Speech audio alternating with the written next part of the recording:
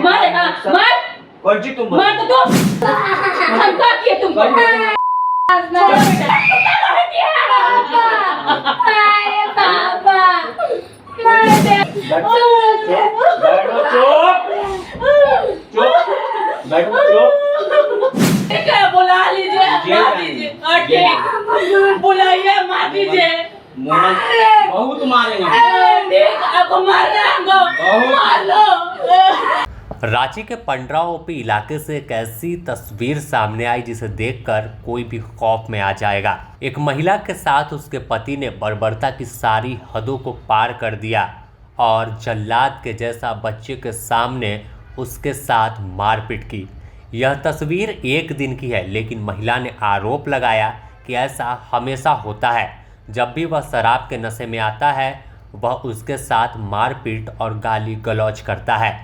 उनके पति का परिवार राजनीतिक रसूख वाला है और एक राष्ट्रीय दल जो है, राष्ट्रीय पार्टी है, उसकी सदस्य उनके घर के लोग हैं। ऐसे में उसका भी खौफ दिखाते हैं और कहते हैं कि कोई कुछ नहीं कर पाएगा।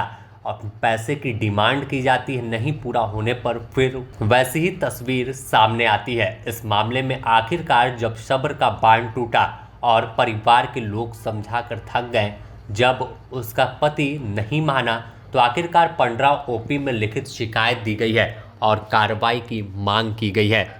महिला ने अपने पति अभिषेक यादव पर दहेज उत्पीड़न का आरोप लगाया और नहीं पूरा होने पर मारपीट और गला दबाकर जान मारने की धमकी देने का मुकदमा दर्ज करवाया है।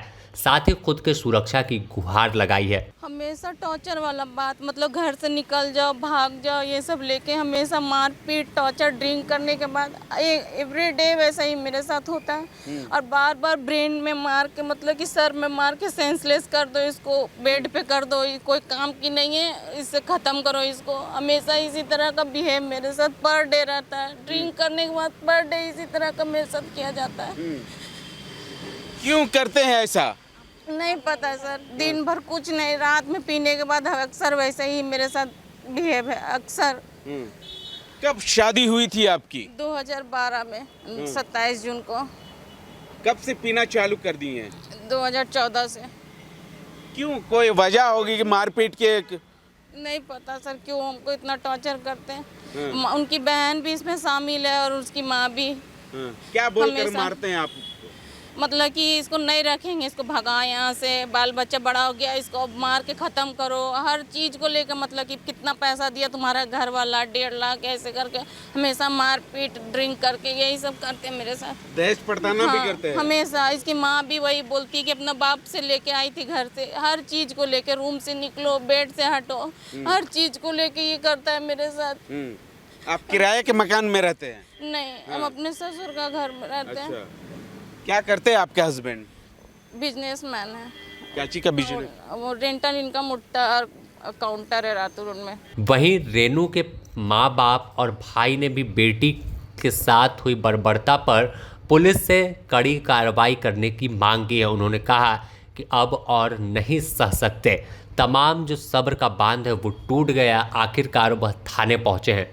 होते रहता है, मगर हम लोग सोचते हैं कि बेटा ऐसे होता है, सो जाए दो, ये कान से सुनो, ये कान से निकाल दो। हमने 2012 से जो है आज 25 हो गया है। इतने साल में हम आज तक ना अपने घर वाले, हमारे मायके यहीं हैं, ना हम अपने मायके वाले को कुछ भी कहे, ना हम कभी थाना में आए हैं। अब हम उब गए हैं सर, अब उब गए हैं, अब नहीं बर्दाश्त हो रहा है। अब क्या करिएगा चाची? अब जो मेरी बेटी चाहेगी वही होगा।